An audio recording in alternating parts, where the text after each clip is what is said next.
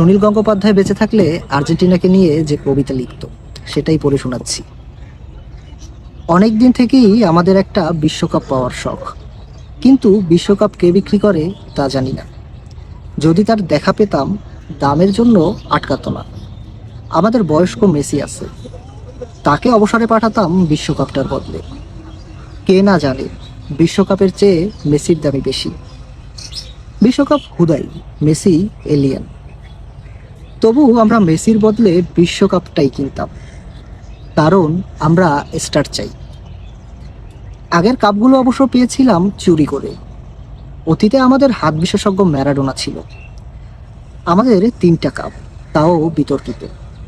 অতীতে আরেকটা কাপ পেয়েছিলাম পেলে আর জিম্মি করে।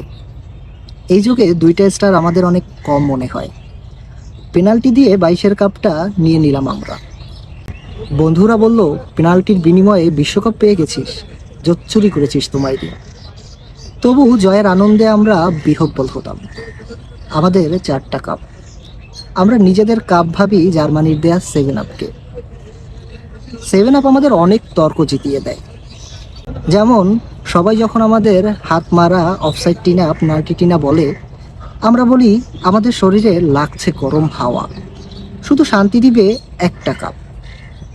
সবাই খাই 7 আপ, এ যেন একটা উৎসব। আমরা চুরির দাগ আর মুছতে পারি না। আমরা জানি, সবাই জানে, অতীতে আর ফেরা যায় না। এখন আমরা 5টা কাপ পেতে চাই। সেই কাপ শুধু কাপ না, জার্সিতে থাকবে 5টা স্টার। আমরা এটা নিয়ে আনন্দ করব, তারপর ব্রাজিলকে টক্কর দিব। এরপরে 6টা, জার্সিতে 6 স্টার, নিচে ব্রাজিল, তাদের ফ্যানদের তীব্র নির্জনতা। আমাদের সাথে তখন কেউ তর্ক করার সাহস পাবে না। আমরা ফিফা মানি না, ফিফা আমাদের চুরি ধরতে পারবে না।